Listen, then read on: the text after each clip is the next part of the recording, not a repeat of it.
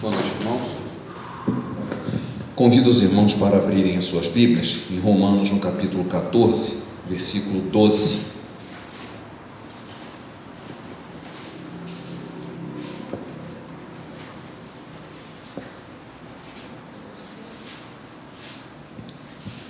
Romanos, capítulo 14, versículo 12. Apenas um versículo, mas que é para mim muito atual. Pouco se tem falado desse texto, mas ele para mim é muito atual. Todos encontraram, amém? Assim, pois, cada um de nós dará contas de si mesmo a Deus. Assim, pois, cada um de nós dará contas de si mesmo a Deus. Que o Senhor abençoe essa palavra no nosso coração.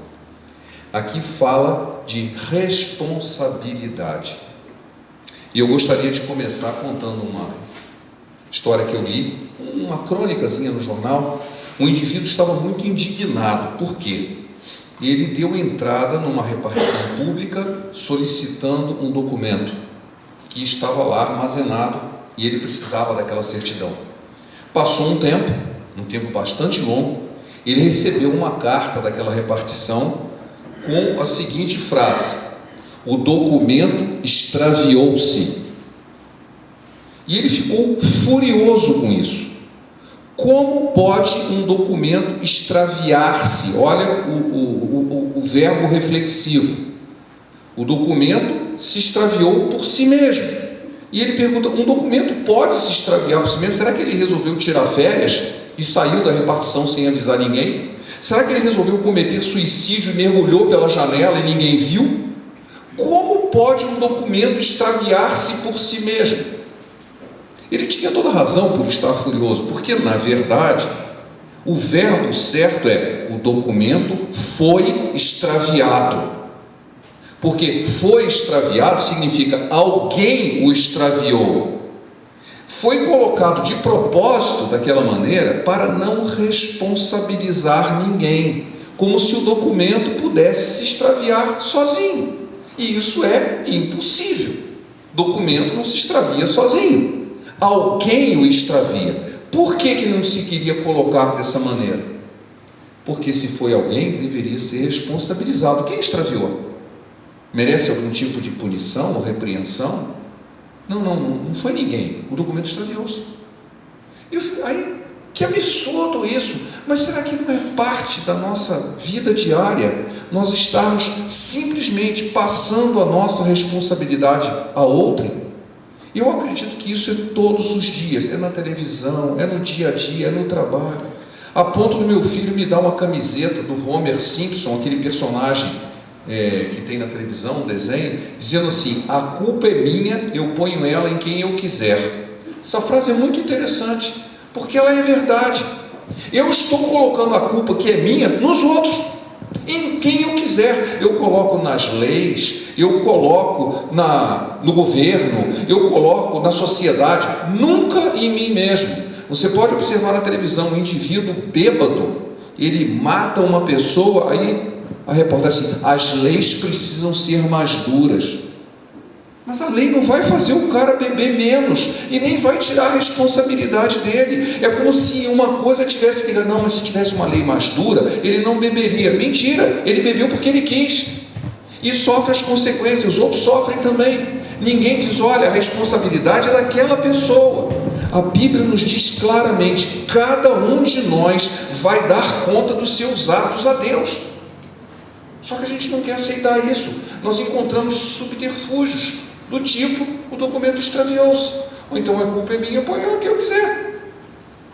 Vamos ver algumas desculpas que nós estamos encontrando, porque existem umas desculpas santas, algumas santas. Há uns 15 anos, mais ou menos, 15, 20 anos, na era da batalha espiritual, a culpa dos nossos problemas era do diabo. O diabo era culpado de tudo. Falava-se do demônio da sedução, o demônio da preguiça, o demônio da imoralidade, o demônio da desonestidade. A culpa era do demônio. Ele que me fez pecar. Não sou eu que sou desonesto, porque tem um demônio da desonestidade que veio até mim e me fez ser desonesto. Ou eu me tornei imoral porque tem um demônio da imoralidade.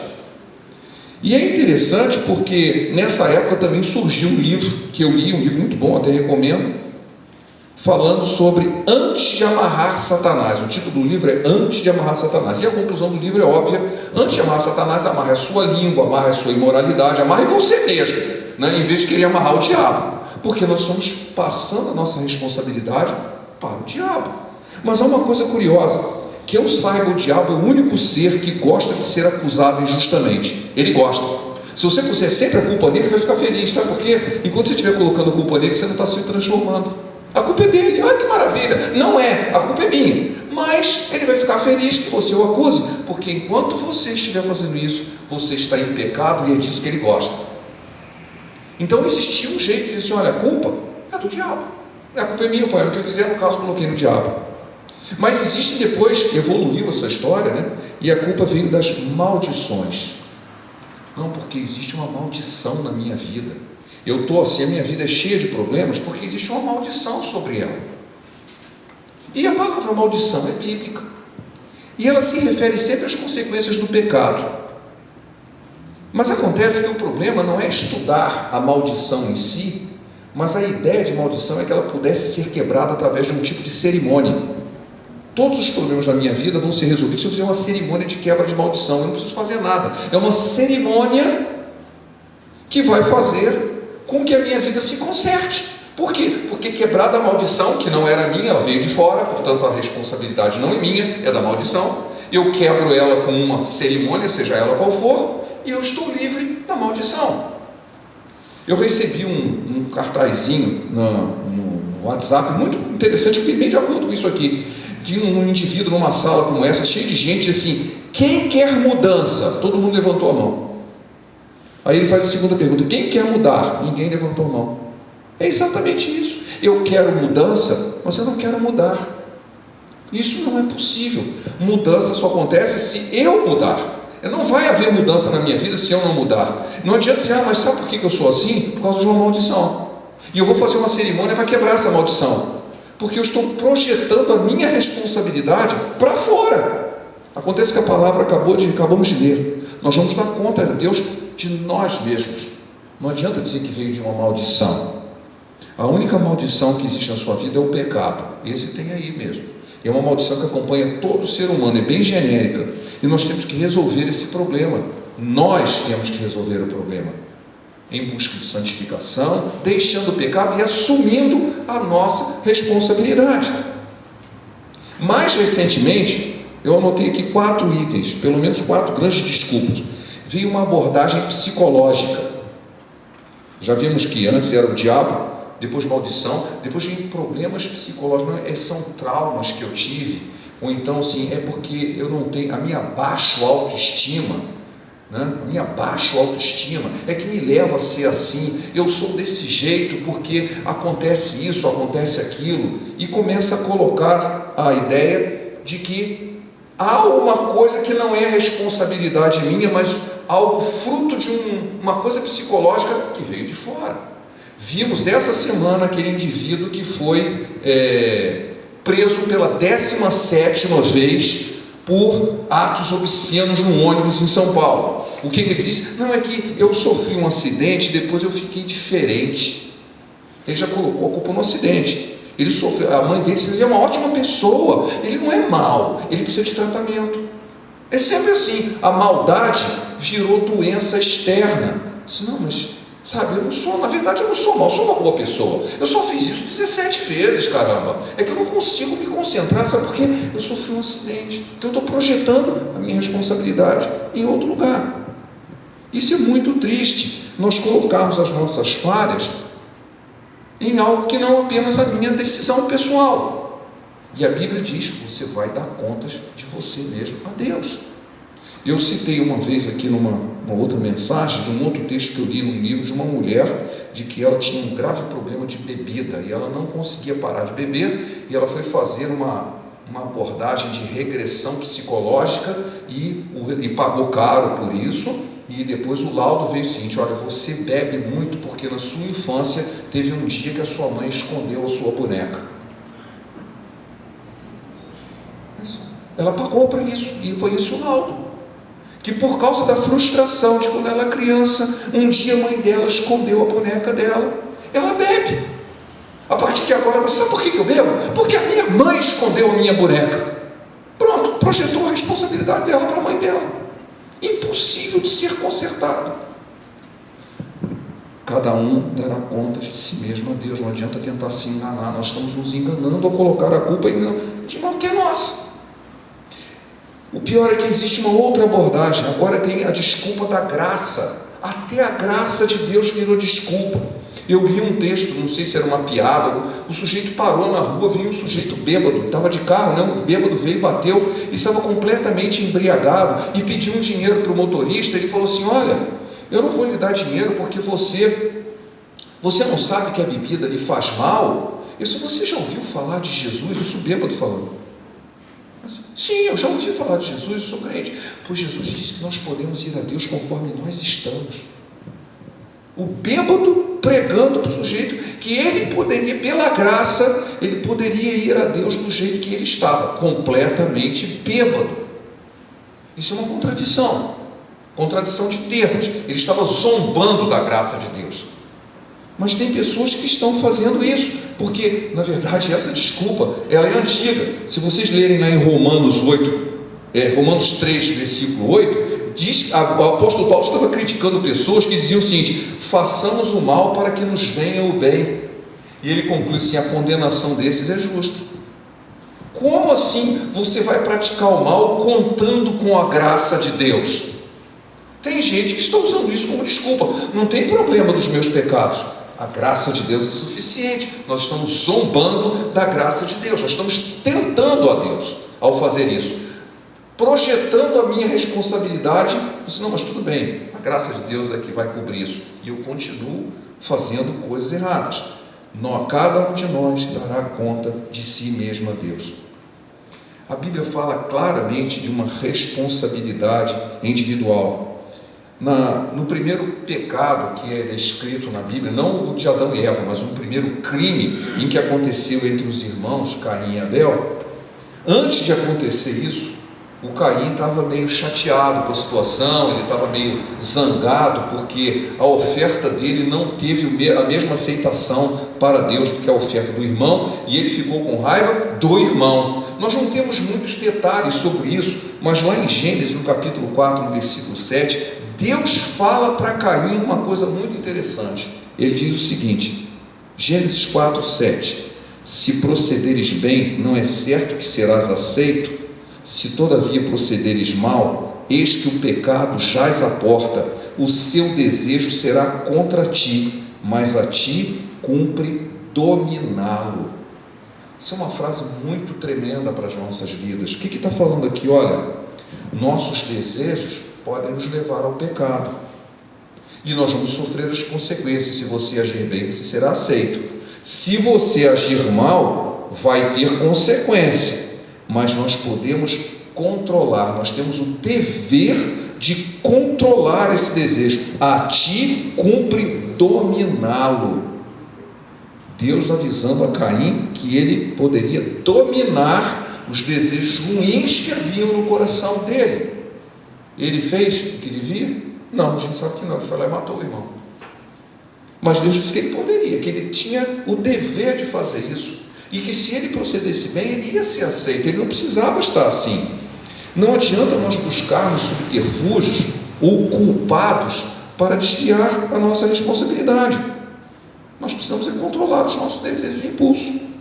Não adianta orar amarrando o gafanhoto devorador, como tem algumas pessoas que gostam de orar, e depois sair com o cartão de crédito fazendo gasto. Eu ia dizer assim, sair por aí, hoje em dia não precisa sair não, faz em casa mesmo, porque tem internet, sai gastando pela internet mesmo, e depois ora para que o gafanhoto vá embora. O gafanhoto é você que está gastando o que não deve. Você quer assustar o gafanhoto? Corta o cartão e joga fora, porque ele que está fazendo isso. Na verdade é você. O que nós temos que parar é de cobiçar as coisas que a gente às vezes não precisa ter, ou às vezes não pode ter.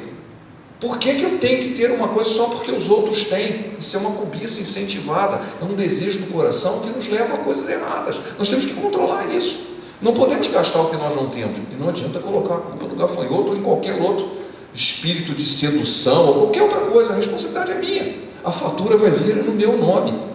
Nesse ponto, as coisas do homem, bem, essa fatura vem no meu nome, não vem em nome de ninguém.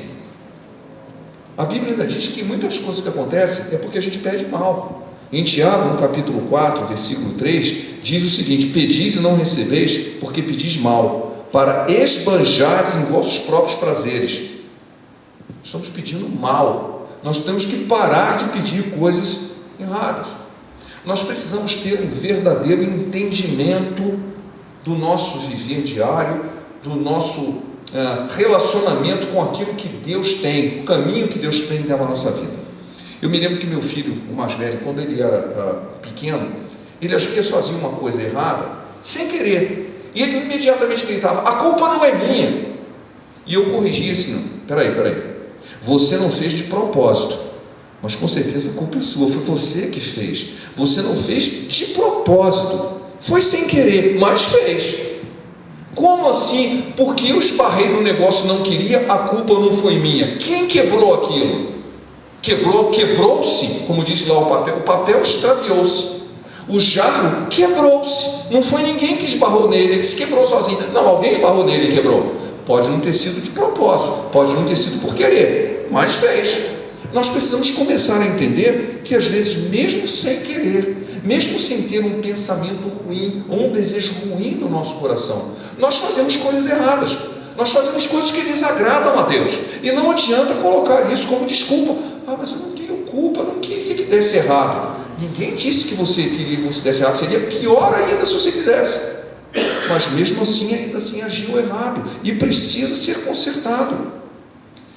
E existe uma outra coisa que essa pessoalmente me incomoda muito, quando você chega para alguém e percebe que a pessoa tem um comportamento, uma atitude contra a vontade de Deus, e a pessoa ainda se gaba disso, e diz o seguinte: mas eu sou assim mesmo, as pessoas têm que me aceitar do jeito que eu sou, tem que ser aceitar do jeito que eu sou, porque até diz: olha, Jesus quer que você venha do jeito que você está, é verdade, só que Ele quer que você se transforme, você não vai ficar do jeito que você está não, que ninguém sem santidade vai ver a Deus. Pode vir pecador mesmo, do jeito que você está, mas tem que ser transformado. E não assim: eu venho do jeito que está e vou continuar do jeito que eu estou. Isso não vai acontecer, não é assim. Não é assim a vontade de Deus, não é assim que a palavra de Deus nos ensina. Nós não podemos dizer assim: você precisa aceitar do jeito que eu sou. Tem certeza? Você não precisa melhorar, você não precisa se modificar. Há um texto em Ezequiel, no capítulo 7, versículo 13b, que eu acho muito importante, que vem de cheio contra isso, diz assim: ninguém fortalece a sua vida com sua própria iniquidade. Ninguém fortalece a sua vida com a sua própria iniquidade. Você não vai ficar mais forte porque você está pecando, porque você tem tendências ruins na sua vida. Você tem que consertar isso. Eu sou uma pessoa insuportável, mas todo mundo tem que me aguentar. Se não tem, não, você tem que mudar. Você tem que mudar. Eu sou desse jeito. Eu vi uma brincadeirinha de uma menininha falando, né? Era uma chargezinha dessa, falou assim: eu sou uma pessoa muito assim, decidida, muito não sei o que, sou durona, não sei o que. Aí vem uma fada voando, traz um bilhetinho para ela, dá e vai embora, toda sorridente. Ela abre o bilhete e diz assim: o nome disso é falta de educação. Ela estava se gabando, eu sou assim, porque eu sou assado, porque eu sou assim mesmo. O nome disso é falta de educação. Isso não é virtude, é defeito.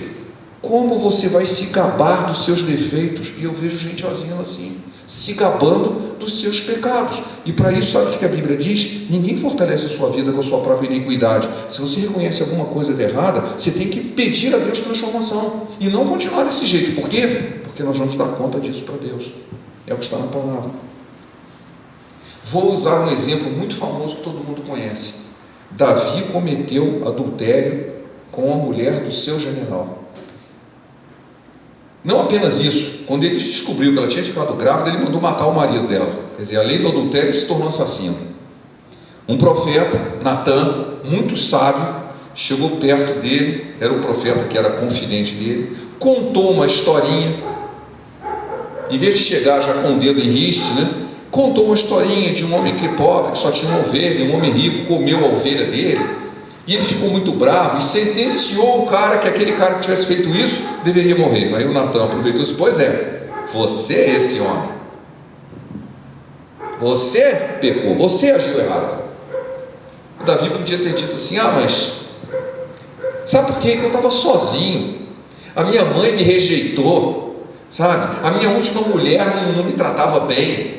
Ou então, ela era muito bonita, ela estava nua tomando banho lá no outro prédio, eu vi isso aí, incentivou a minha cobiça. E sabe como é que é? Homem é assim mesmo. Não foi nada disso que ele falou, ele só disse uma palavra só: pequei. Imediatamente ele reconheceu, não teve desculpa, ele não projetou a culpa dele para ninguém. Ele disse: eu pequei, reconheço, eu pequei. Ele era o rei, ele podia até ter mandado matar o profeta. Ele era o rei: sou dono de tudo aqui, eu mando, estou acima do bem e do mal. Não estou, não, eu pequei. Davi, por isso que ele é chamado homem segundo o coração de Deus, porque quando ele foi confrontado com o pecado, a primeira coisa que ele disse: eu pequei.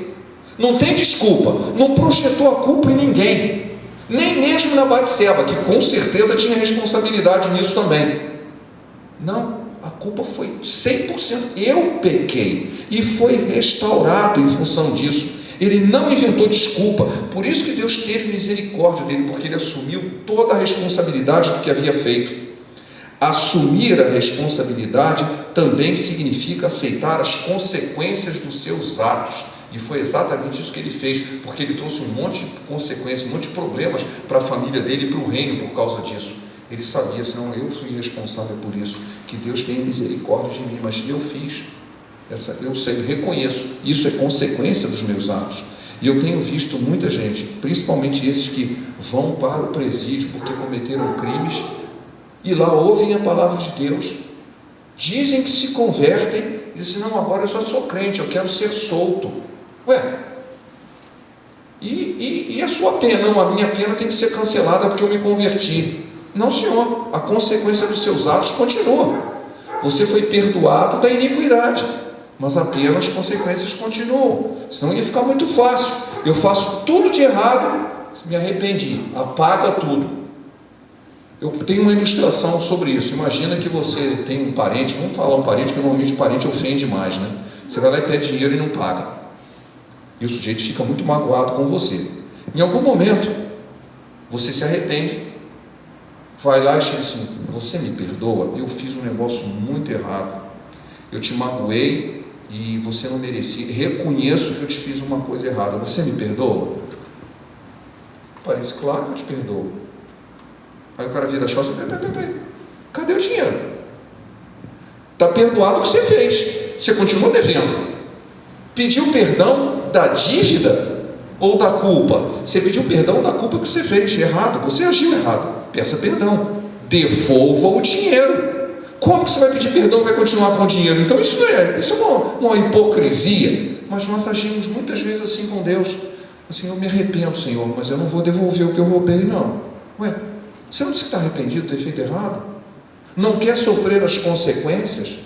Que responsabilidade é essa? Então a palavra de Deus nos diz o seguinte: você tem que aceitar a responsabilidade pelos seus atos e as consequências, porque elas têm.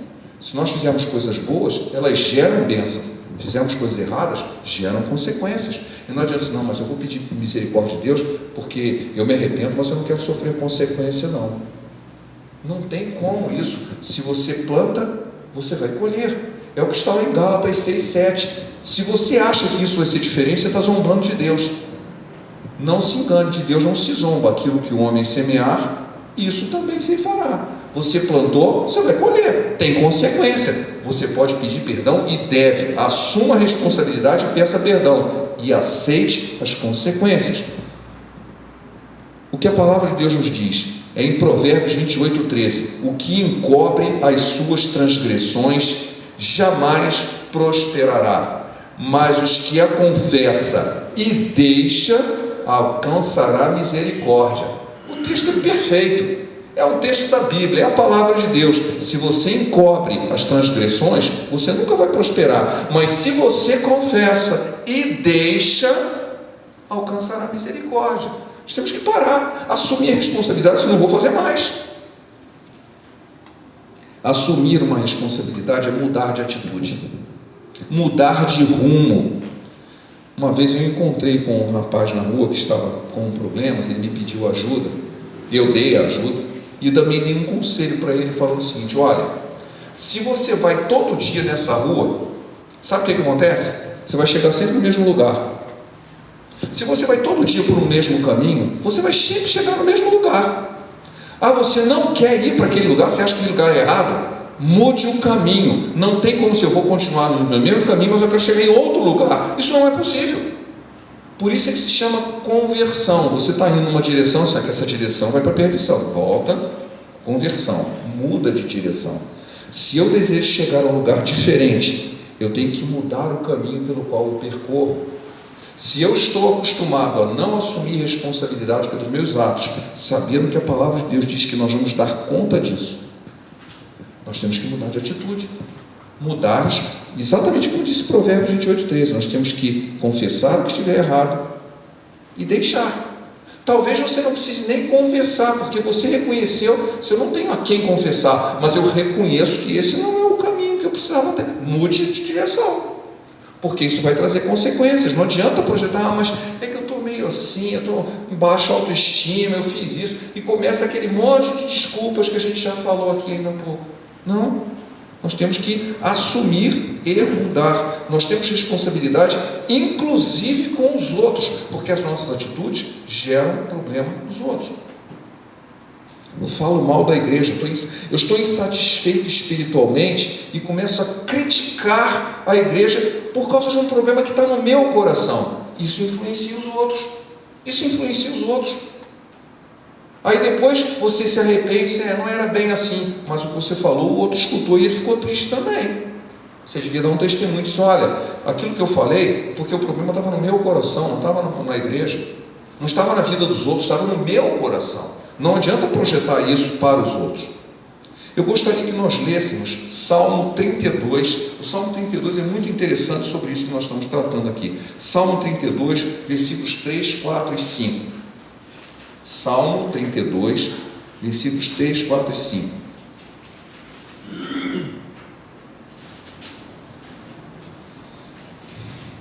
Enquanto calei os meus pecados, envelheceram os meus ossos, pelos meus constantes gemidos todo dia, porque a tua mão pesava dia a dia sobre mim, e o meu vigor se tornou em sequidão de estio. Confessei-te o meu pecado, e a minha iniquidade não mais ocultei. Disse: confessarei ao Senhor as minhas transgressões, e tu perdoastes a iniquidade do meu pecado. Confessei. Enquanto eu não faço isso, a mão de Deus está sobre nós. Mas se eu confesso, a misericórdia vem sobre nós. Nós precisamos analisar a nossa vida, como diz lá no Salmo 139, sonda o meu coração, vê se há em mim algum caminho mau e guia-me pelo caminho eterno. Essa é a nossa oração, que deveria ser diária. Se eu estiver fazendo alguma coisa que está errada, eu não tenho que me esconder atrás da graça. Ela existe. Deus é misericordioso, mas nós não podemos tentar Deus. Nós temos responsabilidade diante de Deus, temos que pedir misericórdia, temos que confessar os pecados e deixar. Não colocar a culpa nos outros, não dar uma de Homer Simpson: a culpa é minha, eu ponho ela em quem eu quiser. Não, a culpa é minha, e é minha, e somente minha. E eu tenho que ser como Davi: eu pequei, eu preciso parar com isso, eu preciso mudar de rumo. E se eu interferir com alguém, devia pedir desculpas, devia pedir perdão. Acheguemo-nos, portanto, confiadamente junto ao trono da graça, a fim de recebermos misericórdia e acharmos graça para socorro em ocasião oportuna. Hebreus 4:16. É isso que nós precisamos fazer: buscar ao Senhor confiadamente para recebermos essa misericórdia, assumindo as nossas responsabilidades. O Senhor pode nos ajudar. Nós não estamos sozinhos. Mas eu não consigo vencer essa dificuldade. Coloque isso diante do Senhor. Ele vai prover livramento. Coríntios 10:13. Não sobreveio tentação que não fosse humana, Mas Deus é fiel e não permitirá que sejais tentado além das vossas forças. Pelo contrário, juntamente com a tentação, vos proverá livramento, de sorte que a possais suportar. É isso que a palavra de Deus diz. Nós não estamos sozinhos. Nós podemos pedir ajuda. Senhor, eu não estou aguentando, preciso da sua ajuda. E Ele vai prover, essa é a promessa. Mas nós temos que estar dispostos a assumir essa responsabilidade. Temos que estar dispostos a pedir ao Senhor. Temos que estar dispostos a assumir as consequências. Por quê? Porque nós vamos dar conta. Nós temos uma responsabilidade diante de Deus. E não podemos transferir essa responsabilidade para ninguém. Nem para uma pessoa, nem para a igreja, nem para o pastor, nem para a sociedade, nem para as leis, nem para o governo. Não adianta. Eu estou passando isso tudo por causa do governo. Aí você vai lá e vê a sua vida está cheia de fraude também. Você está colocando culpa em quem? Se você está fazendo a mesma coisa. Olhe para si mesmo, a responsabilidade é individual, cada um dará contas de si mesmo a Deus. Não é o governo que vai dar conta, não é a sociedade que vai dar conta, cada um vai dar conta de si mesmo a Deus, uma responsabilidade individual. Nós temos que nos preocupar com isso sim, e clamarmos ao Senhor por essa misericórdia, para que Ele nos ajude a superar isso. Nós conhecemos bem, principalmente quem faz o discipulado, é um texto que a gente tem que decorar no discipulado, que é 2 Coríntios 5, 17. Quem que sabe de cor 2 Coríntios 5, 17? Levanta a mão aí. Ninguém? 2 Coríntios 5, 17, vou dar uma colinha. Se alguém... Se alguém está em Cristo, é nova criatura. As coisas velhas estão passando ou passaram, eis que tudo se fez novo.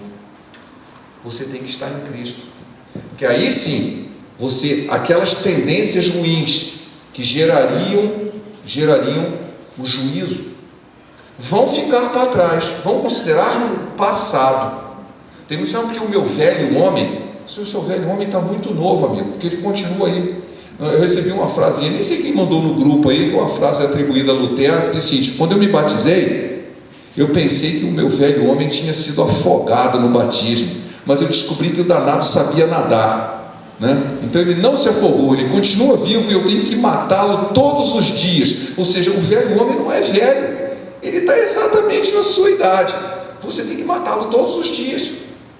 Mas quem está em Cristo se faz nova criatura, porque Deus vai prover condições de mudança, condições de busca de uma santificação que vai deixar toda essa irresponsabilidade, ou seja, essa tendência nossa de colocar a culpa nos outros, assumir as nossas responsabilidades e não, eu pequei, eu preciso consertar minha vida, e Deus, pela sua misericórdia, pela sua graça, vai me ajudar, porque Ele tem prometido isso, e é exatamente assim que vai acontecer. Nós seremos abençoados por isso. Eu quero terminar a mensagem lendo 1 João capítulo 6, 1 João capítulo 1, dos versículos 6 a 9, que também é bastante conhecido, que diz-nos o seguinte: se dissermos que mantemos comunhão com Ele e andarmos nas trevas, mentimos e não praticamos a verdade. Se porém andarmos na luz, como Ele está na luz, mantemos comunhão uns com os outros, e o sangue de Jesus Cristo, seu Filho, nos purifica de todo pecado. Se dissermos que não temos pecado nenhum, a nós mesmos nos enganamos, e a verdade não está em nós. Se confessarmos os nossos pecados, Ele é fiel e justo para nos perdoar os pecados e nos purificar de toda a injustiça. Amém? Perdoar os pecados é daqui para trás, nos purificar da injustiça é daqui para frente, porque Ele vai nos purificar para que não cometamos novos pecados. Amém? Se confessarmos os nossos pecados, Ele é fiel e justo para nos perdoar os pecados e nos purificar de toda a injustiça. Que o Senhor nos abençoe e nos guarde para que essa palavra seja sempre verdade em nossa vida. Amém? Amém. Vamos orar? Obrigado, Pai, pela palavra que foi lida, foi explanada. Venha estar conosco para que o Teu Espírito venha tratar no nosso coração, amém, para que tudo que foi dito concorde, ó Pai, com a Tua vontade. Amém. Que possamos sair daqui meditando nisso, que o nosso coração seja transformado pelo Teu poder, pela Tua palavra, e também, ó Pai, que tenhamos esse desejo de que a nossa vida tenha uma responsabilidade, e que pela Tua graça, pela Tua misericórdia, será santificada, porque o sangue de Jesus derramado nos traz esse poder. Obrigado por isso, que possamos reconhecer e caminhar sempre segundo a Tua vontade, É o que te pedimos em nome de Jesus. Amém.